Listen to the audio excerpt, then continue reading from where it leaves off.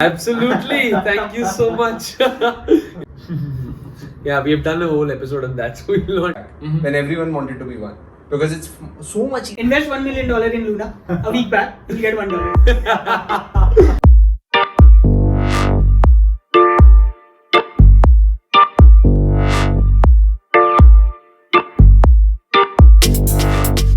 So I'm going to start with an open-ended question for all of us.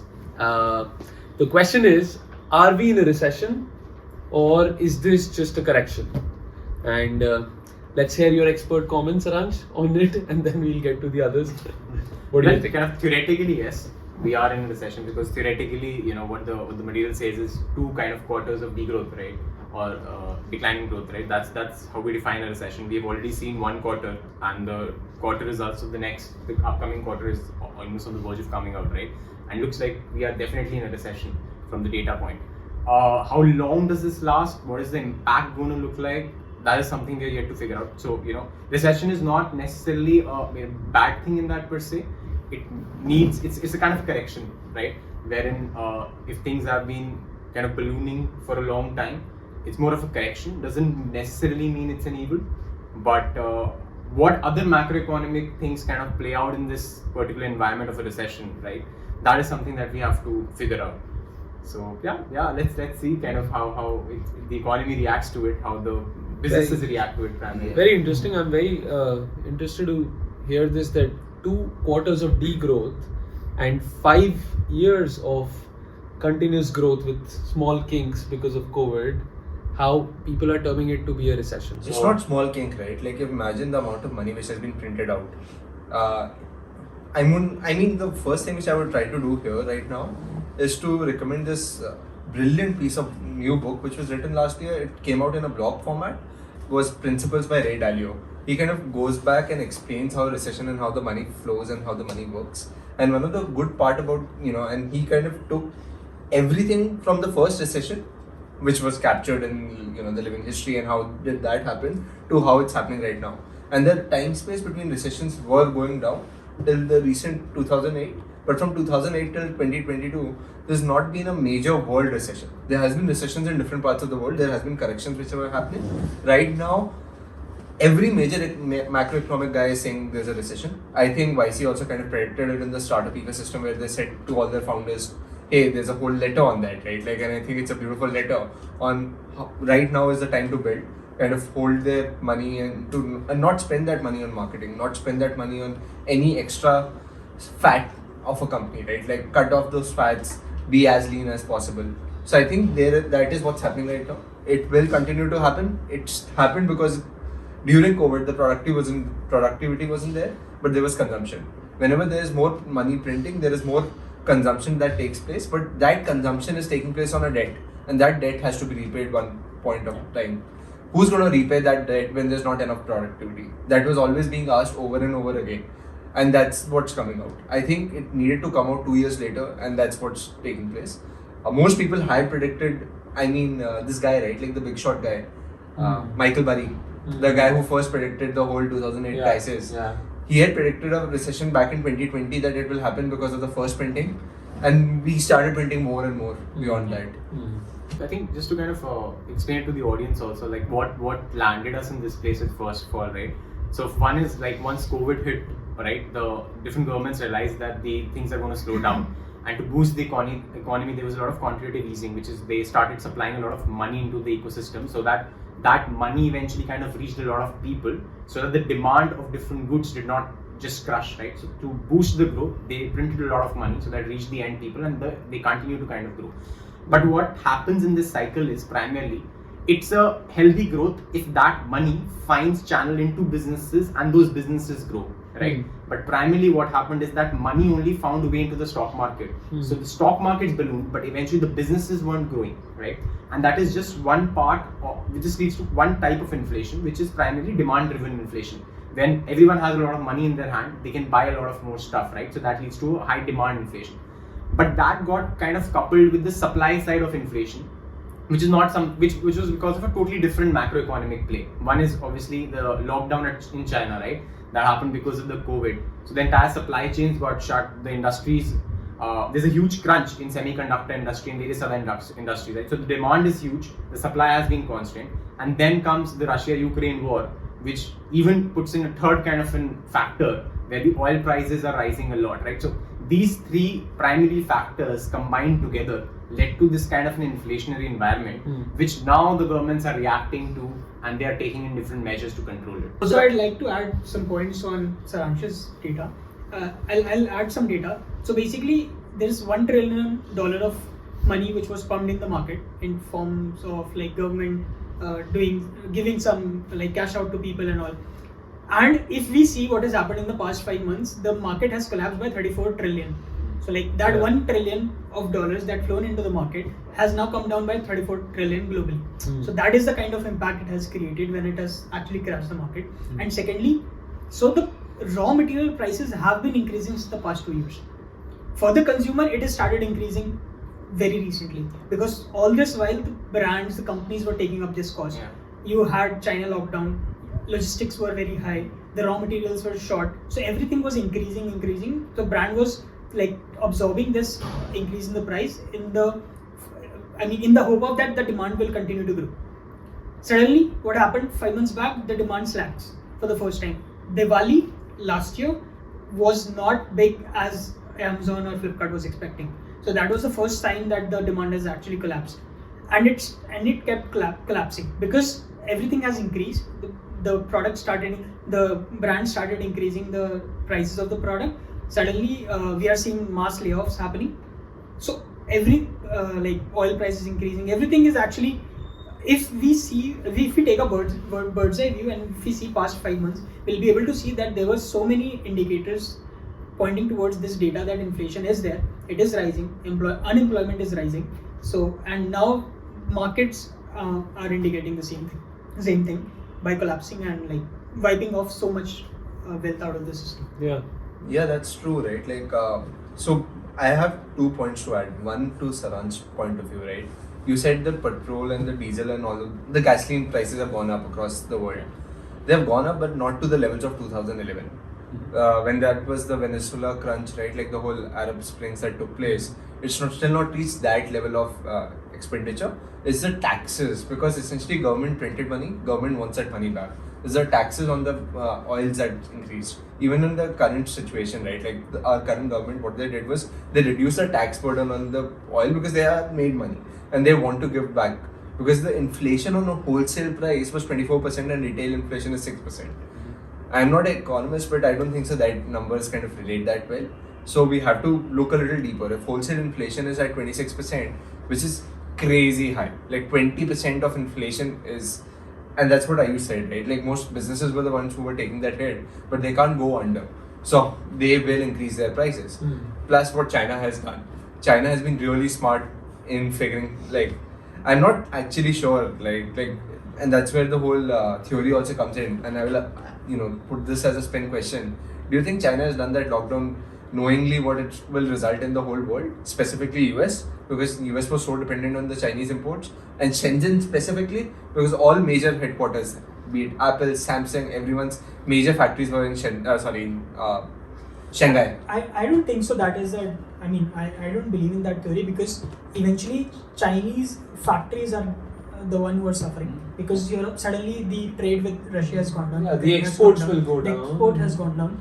The internal consumption of China is not still that great. That they still rely on a lot of exports. So it's actually an export-driven economy. But it's not look at from the government's point of view, right? Like the only government in the world who is sitting on a surplus of US dollars across the globe was China. So the only one who could actually do this to hurt, and it's macro sentiments, right? Like it's the Huawei CEO being or his daughter being like, or the Russia war. The way China could support Russia war. The only way I could see this working out for China would be in the sense that they have these massive $3 to $4 trillion of US reserves, and because of this crunch the prices would rise. They would essentially make some money on the dollar, or try to cut the trade routes specifically, and try to strengthen their position in the South China Sea with all the conflict going on with respect to US. So that's the only way. But I would like to come back to that interesting part of printing money, right? and if I remember, and what I read correctly was there was in 1970s, early 1970s to 80s, the US dollar, that was the first consumerism wave, as we recall the raging 70s. The It was depegging. 40s. Depegging. Exactly.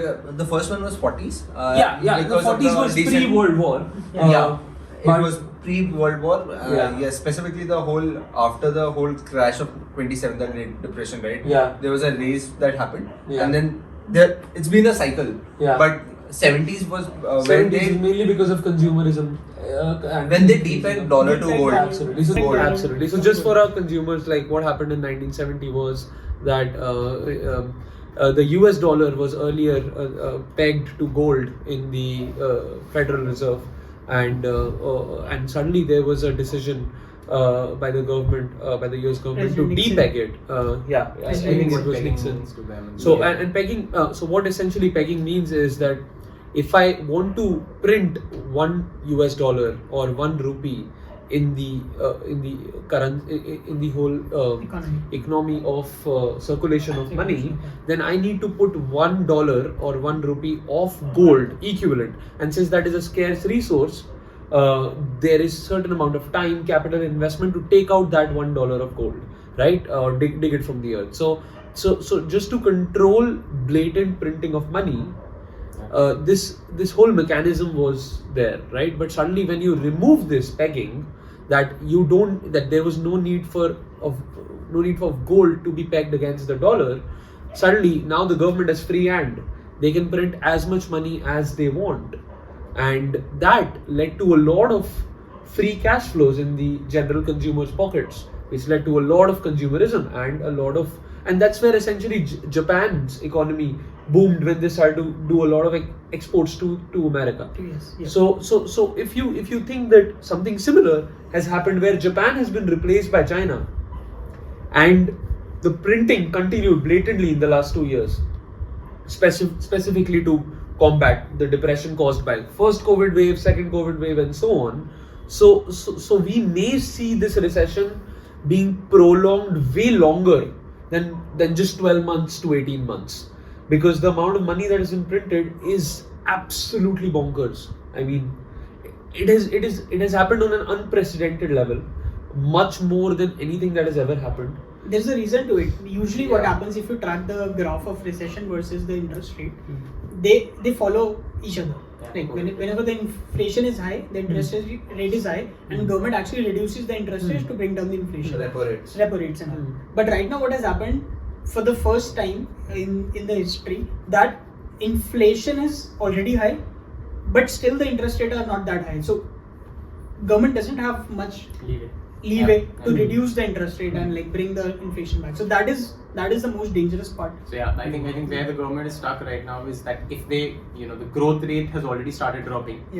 Now they don't have any choice but to kind of increase the repo rates to get the inflation down. But the moment they start doing it, the growth is also kind of going to come down, right? So this is the tough place where the government is in, which is primarily kind of a stagflation environment, which we call in terms of economics, and it's a tough situation to be in, right? And that is why those kind of mandates have started coming in, wherein suddenly it's not that the people don't have money in hand, right? We, I think, see that the VCs are right now sitting with the largest corpus of undeployed capital. They have a lot of capital, but then having seen what the public IPOs have done, especially the tech IPOs, how they have performed, and especially what has happened to them once this market started correcting, right? 35%, 40%, stocks like Netflix correcting up to 70%, right? So what has happened to these companies? Now the VCs and the LPs are really skeptical on when and where do they want to deploy that particular money, right? They want to kind of play a wait and watch approach, figure the scenario out. So at least there's going to be like a freeze of the amount of money that gets invested into companies for some time period. Also, it makes sense, no? Because why would an investor deploy money unless he's sure of where the growth is going to come from? And the growth definitely comes from free cash flow in the consumer's hands. And when the government takes measures to stop the free cash flow by reducing the liquidity, there is no predictability of growth in the next few quarters. Hence, it directly affects deployment of capital. And in fact, I was also listening to this guy, Bill Gurley, the famous investor of Uber, and there's also a beautiful Benchmark Capital, and there was a beautiful series called Super Pumped on him and Travis. So what he was saying was that what has really hit us in the last 3 to 4 years is hyper competition between insane amount of highly funded startups. Example: Lyft, Uber, Swiggy, Zomato. So you have multiple different duopolies or pairs where these people have been funded absolutely to the brink, and what has happened was the investors haven't won because you see the present valuations. The business hasn't won because the revenues hasn't flown in, the profits haven't come, and but the only person who has won is the consumer, because suddenly the value that the business was about to provide is so massively subsidized because of hyper competition. All profits have gone away because of this hyper subsidy, right? So he was of the point that what has really hurt us in the last 3 to 4 years is this massive hyper competition, because when Bill Gurley invested in Uber, he was from the point of view that this is going to become a monopoly and we will be able to rake in all the profits of this ride sharing company. But suddenly this Japanese gentleman Masa goes to Saudi Arabia and gets that $100 billion massive fund and just opens the taps of the bloody confetti and puts it all across all startups, sprays and pays, and that absolutely caused the competition and the massive blood cry back. But that's always great for consumer. Of course, but not for growth of the economy. At any point of time, the capitalism should have options. Traditionally, it has always had options. Look at the whole automobile industry, right? We think that at one point of time it had a number of options and it still continued to grow over and over above. So I think it's not about creating monopolies. That's what every entrepreneur wants, and that's exactly what every consumer wants. But after a point of time, the governments will start coming after it, right? Look at what happened with PhonePe. They were getting to a point where they would have become a monopoly in UPI, and the government was like, oh, hey, this is the limit where you will be. I think that's what's going to keep on happening. Last time when we discussed the whole Amazon, and I think some of you guys would have seen the previous podcast, we discussed how Amazon and all those monopolies were created. That's where the government comes in and steps in and takes charge of it, because monopolies essentially exploit people after a point. Everything starts going to exploitation. So it's great for early stage startup, because then they exploit. The problem is when the unit economics don't work at certain levels, right? It can never work. The problem with Uber right now is that it makes more money from Uber Eat than it makes money from Uber itself. Ride sharing is not profitable. Food sharing is profitable. So do you think, Manik, right, and this is a question directed to you, is do you think that growth first businesses who continue to burn cash at the expense at the value of growth at the expense of VC dollars, and tomorrow with a fabled land that they will reap out profits from that growth and essentially use that growth as a proxy to revenues, those kind of businesses at today's time, if someone was starting up, would it work, would it not work, or because we clearly have examples of people who it has worked for. Amazon, it has worked for Amazon greatly. It has continued to stay in losses for years and years before it has raked in massive amounts of profit. It was always cash flow positive. True, but I mean, look at Snapdeal, right? India version of Amazon. Those guys didn't raise money anything after when SoftBank pulled their plug.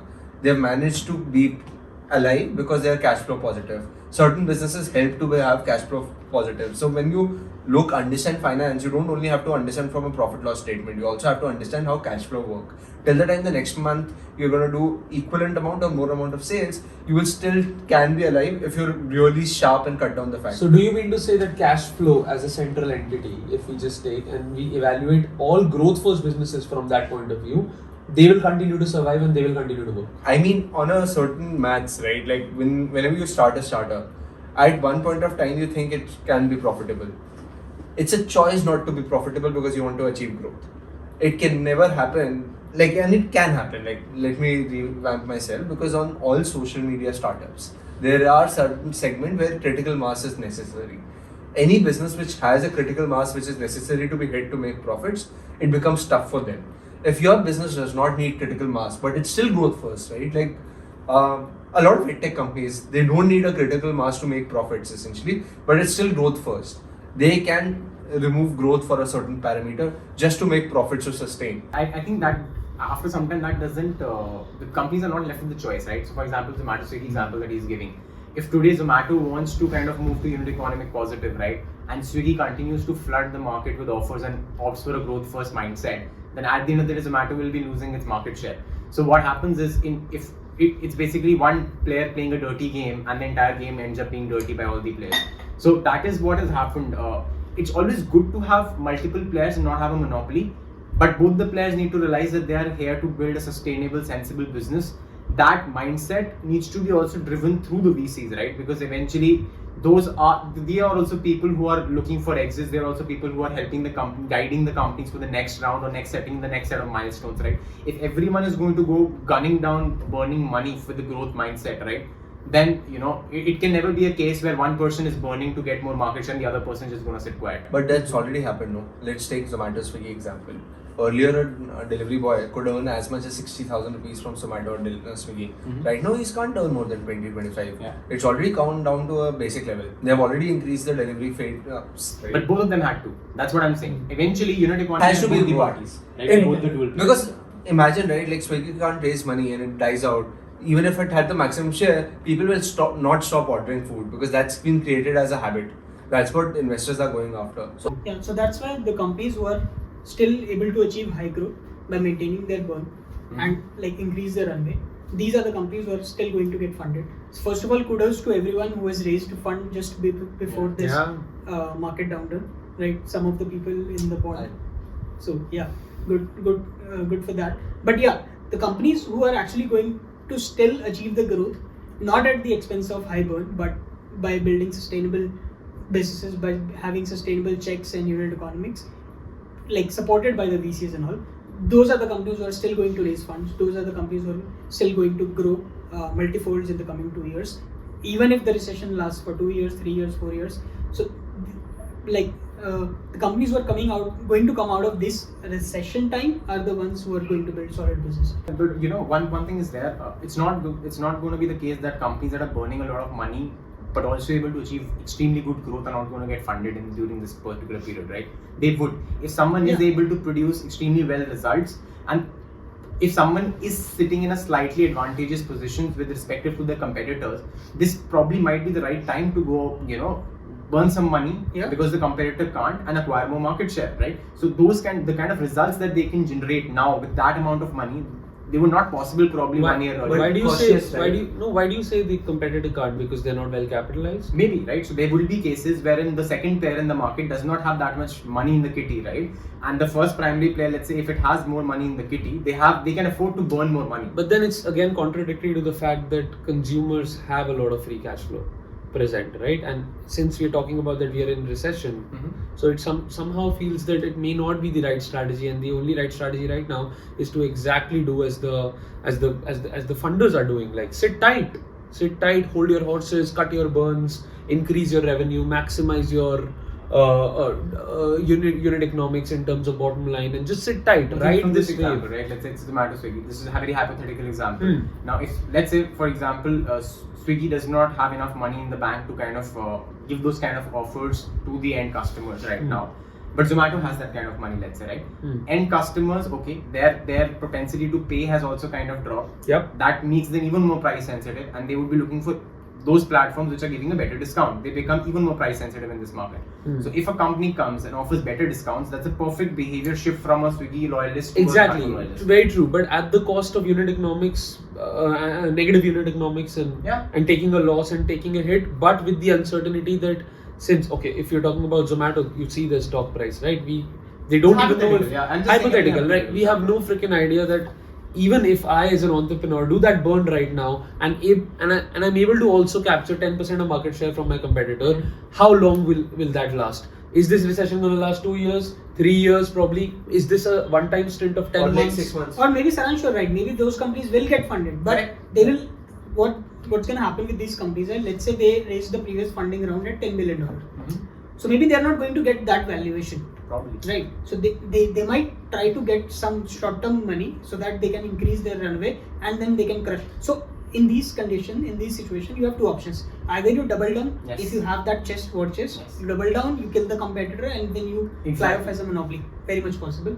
Can happen, and some of the companies are going to do it. Yeah. But if we talk about majority, 95% of the people, 95% of the company, they have already they've frozen their hiring practices. Yeah. They've frozen all the new initiatives they were doing. They are into that SOS mode, that alarming mode, because they are getting the sense of the market from their VCs since past 6 months. So that's my only concern, right? It's a good With this- hypothesis. Yeah, it's a good Yeah. hypothesis, but that's my only concern with this hypothesis is that if the company burning cash to gain 10%, 20% of market share from the competitor is not default alive, there is an absolute uncertainty for till what time this whole recession is going to last and till what time they can try to do this as a one-time stint or a recurring So that is, strategy. you are I betting mean, on the if fact you that they will look- not get funded again, right? Yeah, So this I think- hypothesis supports. At what cost? So I'm just talking about the entrepreneur, right? At what cost? Would he It do will take this? guts. It will take it. Maybe. It's if a he- or is it even a right It's strategy? It's a strategy choice. Or is it even a right strategy? Would he do it? Let's just put it on a fact that if I was sitting on a war chest and I was going after someone on that front, right? Like on the, if I had raised that kind of a capital and I was sitting on a war chest, It will be a unique chance to probably kill your competitor. And If you can you- gain that much market yeah, share, you your would be- competitor might you not would be be able to gaining even the raise market at funds 2x or after 3x this, of them. right? Yeah. You might be raising it at a different valuation altogether because the amount of growth you showed and versus your competitor's declining market share, your competitor might be gone. forget that. Imagine the cost of acquisition of a customer goes down from $500 to like $25. CACs come down like crazy during such downturns. Right? And because Yeah, you if the target competitor is not burning When money. you look at the target audience, we were discussing who will have cash to spend. Alpha India will have cash to spend, man. People who actually have, it depends on the goods, right? Like inferior goods versus superior goods, like our economics term. Which kind of goods are you looking to sell? Is it a necessity or is it a must, like a good to have or a must to have or a somewhere in the middle? If it's a must to have, sure, people will continue to buy wheat, they will continue to buy grain, people will continue to go buy gas no matter how the cost of things are. But if it's not that, if it's something like A luxury thing. a luxury item, right? Like if you're looking to buy a Maybach right now or a AMG, maybe people will think about think twice before buying an AMG right now. So it depends on that. So what I'm saying is it depends on where you are in terms of your business, what market share do you want to capture into, and what the sentiments between your public is. I don't think so billionaires will care at this point of time to spend money. Elon is still buying Twitter, right? Yeah, we have done a whole episode on that, so we will not. I know, right? Like, but Yeah. just his recent tweets, Yeah. right? Like his Tesla has fallen. Yeah, And Tesla has fallen massively. So the amount of money he has to spend on acquiring Twitter at the same valuation course. is what he also has to No, negotiate. he's already into a hard bargain, so Yes, so that's exactly. But anyway, so I would love to ask each one of you as an entrepreneur, what is the kind of strategy you for your company or for as an advice to other entrepreneurs watching this pod you would recommend to take for the next 12 to 18 months, and we'll start from Ayush. So, okay. So there are two kind of ventures I look at. One is early stage venture or one is a late stage venture. So early stage venture does not have that leeway of burning money to gain a market share, because early stage venture, two things. First, the funding in early stage ventures will still happen because a lot of angels, a lot of VCs are actually coming down from series C, D, E to early stage seed, like series A. So early stage venture funding will still happen, and anyone who is running a early stage venture like us should increase their burn, should reduce their burn and increase their runway, is what I would suggest, because these are the times that you like put your head down and focus on building instead of like selling your company and pitching your company at different places. Reason being that you are not going to get your favorable valuation or your favorable ask if you do not have money, or you know that it's only going to last for 6 months. Then raise the money at whatever valuation you're getting. Do not optimize on equity at this point of time, because that is going to cost you a lot in the long run. How much cash you have matters. It doesn't matter how much equity you're left with, because eventually you're at early stage. You can optimize it later when you show growth.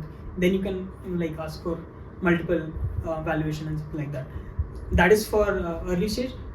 Main concern is for the late stage ventures. Reason being that their counter IPOs have fallen by a massive thing. Like a late stage VC was looking at a public company parallel. Okay, the public company parallel was, let's say, for a company A into healthcare industry, was trading at a valuation of $500 billion. This company, which is private, happened, the last round happened at $45 billion valuation. Suddenly the VC sees, okay, there's a huge spread of $45 billion to $500 billion, which means this company actually holds a lot of value looking at the public company. So the VC pumps in the money at, let's say, $250 billion. Suddenly the valuation jumped from 45 to $250 billion. But now that public company, after this market downturn, has come down to $150 billion. So you see that the late stage companies are going to like have a lot of trouble raising fund because they've raised at a very high valuation earlier, looking at the public complementers, but those have gone down. So late stage companies are going to have like more difficulty as compared to an early stage venture. One of the interesting articles which I read very recently was about the revenue multiple which SaaS companies used to get. So the SaaS companies used to get like a 20-22 multiple easily. Right now they're getting a 4 or 5 times multiple. So imagine, I think, and that's also a part of the cycle.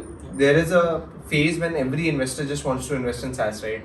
I know more investors who just want to do SaaS and nothing else. They won't even listen to you if you're not SaaS. So if those are the guys, it will be, at least for the founder, they need to realize that right now if you have capital, go and build. This is the time to, when you are a founder of a company, no matter which stage you are, it's creaking at different parts. It's the time to fix those creaks. It's the time to make it more efficient. So you will see more layoff. You have already seen some. I saw Vedantu doing layoffs. I saw Unacademy doing layoffs. I saw M5 is doing layoffs. I think more and more companies will do layoff. It's cutting down that fat because you will not be throwing people at that. You will be now having time to sit down and actually refine that product. You're not chasing the growth. True. So when you're not chasing growth, that is when you go back and, oh, this is not working, let's fix this. This is not working, let's fix this. Correct. That's how the entrepreneur mindset will change. So if I'm an entrepreneur, I would go back and be like, okay, what am I building? How am I building this? How do I get to point A to point B in the most efficient way possible is where I will be coming from. So anything which is a luxury goes out of the window. Become default alive, essentially. That's the point, right? In fact, since you were just mentioning the revenue multiples, what I also thought about was like just a couple of years ago, like 1 or 2 years ago, right? Pre-COVID, these companies were getting ARR multiple of 100x easy in terms of valuation or public markets, right?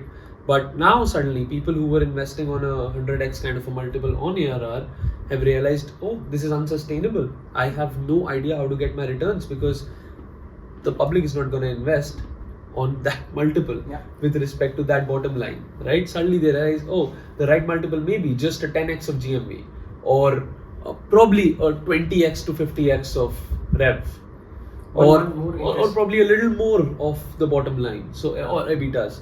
So that all of that is just gonna go down the drain. First of all, those companies have already faced massive corrections. The people who haven't had corrections are startups who are not public yet, but are either were about to go public in the next 2 or 3 years, or were just on the stage where they were hyper inflated in terms of valuation. So for those startups, what do you suggest? So like Ola has actually delayed their IPO till 24. Most of the companies will. 24. Till the time They're delayed for 2 years, right? So it feels like they would just sit tight and hold on to the valuation and wait for the like bloody storm. Right? Like when the tide falls down, then when you get to see who's sitting naked, right? That's how the situation is played out. When the time gets tough, you get to see who has Sparta, man. It's Sparta. Exactly. Speaking of Warren Buffett, he has put in 40 billion. Warren Buffett has put in 40 billion at this time. Berkshire Hathaway is buying every fucking share. Like I bought Berkshire Hathaway. One interesting not point a is financial, SaaS, right? Like obviously one is that the ARR multiples have started to kind of rationalize much better, right? What multiples these SaaS companies are operating at. One other interesting reason why this happens primarily is because once companies start cutting their costs, right? Especially tech companies, the biggest cost factor is not people for them; it's the tech cost that they incur, right? Their hosting costs are massive. They're using third-party solutions which are coming at a massive cost. So when these kind of downturns come in, people start cutting on technological SaaS costs as well. Each company, when they start cutting, it's a downwards, then it becomes a spiral, right? So the SaaS revenues, the recurring revenues start to fall down because a lot of companies stop using their services, right? That's why the correction in SaaS also happened like, immediately. So that is one. For new entrepreneurs, I think what Ayush pointed out is pretty concise, which is for new stage startups or seed round startups. I think conserve cash, raise a round if you're getting an option still. You never know how long this is going to last. It's better you survive it so that you can fight it later on. For companies that have already who raised a lot of money but have also kind of burnt it on the way, I think it's very important that they start conserving their cash right away. I think those entrepreneurs are smart enough and VCs are guiding them, right? So I don't think and we know a couple of them, yeah, so which is they've fantastic. already started taking action. And for the companies that have a war chest, well, it's an interesting play. It's going to be, we should look at how they kind of play this particular game out. Right? They have the people, they have the capital, and they don't have such strong competitors probably right now. Yeah, So it's still to see what do they do, how do they secure their niche with respect to the moats that they're creating at this time. Yeah. Not what they've created in the past and prevent competition. The only thing which I'm hoping from out of this is that the tech costs come down. I think It will actually. because it's just fucking balloon out of this world. We cannot have the same tech cost. You mean the employees, the tech employees, man? Like right now, a Dude, people person are sitting- taking so much hikes these days. Have been like happening since past month. I think talking there's going to be a balloon that's going to burst. Yeah. Quite has to, right? Like, Yeah. imagine someone who's sitting out of India who's getting a US salary. Great, it works. But after a point, there is a PPP equivalent, right? Like, it will come down to a point where you're like, okay, till when does it make sense? Till when does it make sense, right? Is when things go wrong. And that's when the last time this happened, I saw people who were, at least in the banking world, because that's when 2008 happened, who were earning higher had to go and take a pay cut. Absolutely. I think tech world has never seen it, and we are automating more and more things so that we don't really right now. Like imagine a website designer. How many of them do we know of from 10 years back when everyone wanted to be one? Because it's so much easy to use Shopify, right? Like I only need one UI UX guy and I'm done with How it. much time do you think it will take to play this out? Like right now, at least in the market, I don't think it started happening yet. Like yes, 1,000, 1,500 people have lost their jobs. I don't know how much of that was tech primarily, I think sales or consumer focused. Mostly off. Marketing and sales are the first ones to always And then go. ops, and tech is the last one to So go. in what duration do you guys feel this will start? Depends on how long this thing is. Yeah. Because the last are the tech to go, but you still need some sales and marketing guy to actually sell the product, right?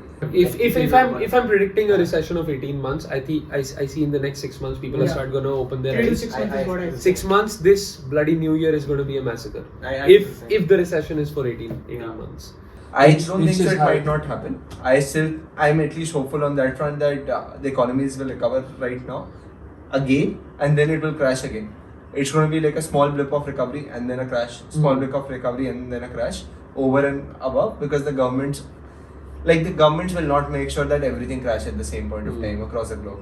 That's what I still believe in. I don't think governments have, They don't- the Fed doesn't have a lot in hand right now. They're not left with a lot of options. It's like you've been dealt with some shitty cards and you got to play them somehow. But yes, ideally, if they get an option, they will have to pitch it. US does have options, man. And US economy kind of dictates how the world But there's a goes. war happening, no? Yeah. There's There's a a proxy war. war. Imagine which is Biden is actually- at this point in time saying that we will be putting in this, $40 billion or so dollars reserving for support or something. So imagine a country which is itself in a economic turmoil and they have to dedicate some amount of money to buy or support Ukraine in form of weapons, and God forbid tomorrow if China thinks of taking some action in some country, then they have to defend that as well. So you need more money. You'll have to start. What's gonna blow up big this time if we enter recession? Student loans. Oh yes. 100%. Oh, of course. That's the new housing. that's the new housing. True. Overall, the entire credit bubble, I think. Entire credit bubble. Yeah. Yeah. It's gonna blow up. I'm very interested and I'm doing some research on this as well. Not getting a lot of concrete data, but I'll be focusing on. I want to understand what is the overall BNPL market penetration now. E-commerce in India has made it extremely simple for people to buy anything they want on BNPL credit. There's no check on their credit scores. easy 2,000 to 10,000 kind of money, you buy it on BNPL. Once those people are out of jobs, right? How do they pay that? And this is coming in volumes, right? And no one, I don't know if they even calculate the total credit, BNPL plus credit card plus kind of loans that they have taken on bank. Because I don't think for BNPL you have to kind of provide a lot of documents. No, you don't. So essentially that's easy money. That's the lowest hanging fruit. And for our viewers, BNPL is buy now, pay later, right? And that is the smallest kind of money. That's 3 months max, right? With all these lazy pay, zest money, etc. coming in. But imagine what's going to happen to people when they're out of jobs and they're unable to pay for their student loans. That is exactly the point. Yep. It affects every single thing, because that is the most to send your kid to college, right, or pay the bloody school fees, which is also now amounting to lakhs of rupees, right, for a decent education in a tier 1 metropolis. Imagine people who are doing that on loans, which go multiple years, and they start defaulting on their EMIs. And that amount of credit is so much bigger than just a BNPL, because it's just getting started. And guess what's going to happen? Biden government or any government is going to come in like they did in 2008. They'll create a treasury, they'll create something, and they'll absorb all the loans. So who wins the game? Again, the consumers. I just don't think that they can print so much again. Taxpayers' money, right? And who loses? Taxpayers. Yes. So there's no win, there is no lose. But the market. Somehow it feels like a different form of socialism, where you create these hyper-inflated bubbles, then suddenly they flatline it by taking all of it and giving it away. I think we should do this specific podcast one on the US student loan economy, like how it functions. Let us know if in the comments if you if the audience is interested. In fact, I'm very interested to see the kind of effect it has on the Indian consumer, specifically with respect to car loans, house loans, or education loans, or the biggest impact may also happen on healthcare loans, because those are certain expenses which have already been incurred, and now you have to continuously pay, otherwise people take you to court. Tell me one thing. I'm going to ask you a very different question, and I'm going to take it in a different way. Will any of you hire someone without a degree if their work is good? I always do. Absolutely. Any day. I don't give a shit about degrees. So what's going to happen? I think is colleges will also collapse. I think that's already what's happening. The whole education system. Very interesting. If student loans collapse, banks were the ones who got targeted. This time the lower hanging colleges will collapse. Because you don't care, I don't care, he doesn't care, he doesn't care. Out of 4 of us, none of us care what the degree holds if they can actually do the work. So what matters is what they're learning, how they're learning, from wherever they are learning. And if you're smart right now, you can go to YouTube. It's a big opportunity for a good edtech. Yes, but I still think that we as a population, right, people like us are a massive subset. Like we are minority in this case, right? Maximum part of the government jobs still require you to clear a certain level of India has lost 2.5 lakh government jobs. Money equation is actually different. No. Right? We are obviously, very minuscule, but the amount of people who don't go to colleges and are this brilliant is also extremely minuscule. Also, it's not about the number of government jobs there are. It's about the number of people preparing for those government jobs, right? And if you have to even appear for it, you need a degree. So suddenly, there are this massive amount of 5-6 crore youth who knows that the only way they can appear is by a degree. But what if this youth suddenly finds an alternate way of earning which does not require a degree and gives you a better We've been trying to do that. Which I able to provide so many jobs. Also, which I feel will be extremely tough for the next 18 months, because we are in this definitely. This 18 months, I think this is one problem that every entrepreneur, any government would want to solve. If you can increase the money in hand of every Indian, let's say, or even the moderate 25% of Indians, I think all the businesses will flourish, because suddenly Indians have more money in hand to dispose and buy stuff, right? So all the entire GDP grows. But that is the toughest problem to solve. How do you get people to get to those opportunities that help them give more money, right? Earn more money. That's one of the toughest things to solve. At one point of time, people were very skeptic about how work from home is going to work. But we have seen, in COVID, people have actually jobs have flourished, a person sitting in a tier 2 city in India is actually working for a company based out of US or any tier 1 city here in India. He doesn't have to travel. The company doesn't have to have the hassle of maintaining the offices and everything. So I mean, the way we are discarding that the people who do not have the degree will not be that big, but once people realize that the degree is not needed to get a job by another kind of some event, then that is going to happen. Maybe I still maybe feel in the next. I still feel Online in the next universities, 18 man. years. I think STOA or like look at Scalar. Yeah. Dude, Scalar has grown crazy, and look at other companies which are coming in, right? Like Scalar Scalar has doesn't actually target killed off people masters nowadays. off. Why would you need a masters right now if you can go to Scalar and get a crazy good job? but then it's still a very small quantum of Right now, people. present. Everything Yeah. goes start Right now. small, man. Before COVID, very small amount of companies were actually giving Hybrid. remote work. Yeah. Right. Yeah, definitely we have winds of The change norm, for sure. correct. The norms have changed. Yeah, we have winds of change. Correct. Let's see how Those it are the goes. catalytic events which, Yeah. which happen. Interesting. that- Somehow I feel the only market which is not going to be affected is the marriage market because Okay, It sounds does like it's affect. It does affect in the sense of whenever there's a recession, you can go back in 2008. The amount of marriages that take place actually reduced. Yeah. It always goes down because guys are not earning that well, and it's a guy-driven market in India. Let's talk about India. Let's be local about this.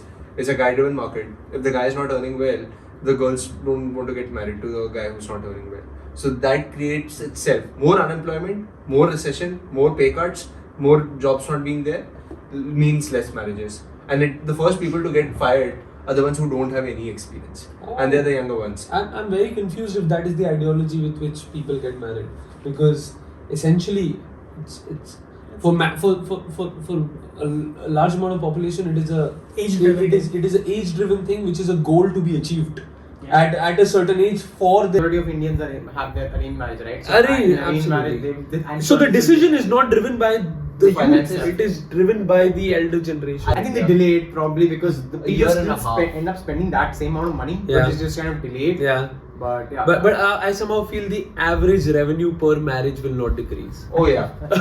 Like, you can term it as ARPM. I think speak from a place of privilege also, right? Like the place where we are at. Maybe that's where things will not change. But when you look at it from a lower perspective, average age of getting married changed by a year in 2008 recession. And that's a huge amount of things. Yeah. If you increase it from 23 to 24, that's crazy. And it's only going up. So stability is what comes under the question, is what's going to be asked. Because right now, because of social media, because of awareness being created, everyone has a higher aspiration. No one wants to settle. Alright guys, it's great to see your enthusiasm Yes. towards the topic of marriage. Right. So Chirag, shall we Yeah, so switch gears? Let's talk Yeah, about the so- other thing that's crashing now. Yeah. yeah, so we can talk Yeah. about so we had planned but we've stretched this podcast way too long. So how about we take that topic next time? And so what we are trying to do is for everyone watching, we will cover the topic of Luna and So Terra. here's a trivia. If you want to make quick $1, what would you do? Invest $1 million in Luna. A week back, you'll get $1. So we are going to talk about in the next episode how the whole blockchain, which is called the Terra blockchain, has wiped out around $40 billion of wealth from investors. And led to the crypto crash. And right? what led to it, what happened, why the crypto market also crashed simultaneously when the stock market crashed, although it had to be a hedge Yeah. against the stock market. So it's going to be a very interesting conversation, but I think we should save it Yeah, for the next yeah. one. Absolutely. But, and Chirag would also be disclosing how his crypto portfolio has taken a big hit. Absolutely. Thank you so much. Yeah, all my advices will be definitely non-financial from these days. Anyways. I think the whole crypto crash, right? Like, and whenever we come to that, we are going to discuss how it was supposed to be anti-fragile to the stock market. Exactly. And how it turned out to be rigid, or it just happened. It's not anti-fragile to stock market. It was never meant to be. It was a Different system altogether, right? Like financial system, not stock market. But we'll get to it next time. We'll Yes. definitely cover this. Until next time, guys.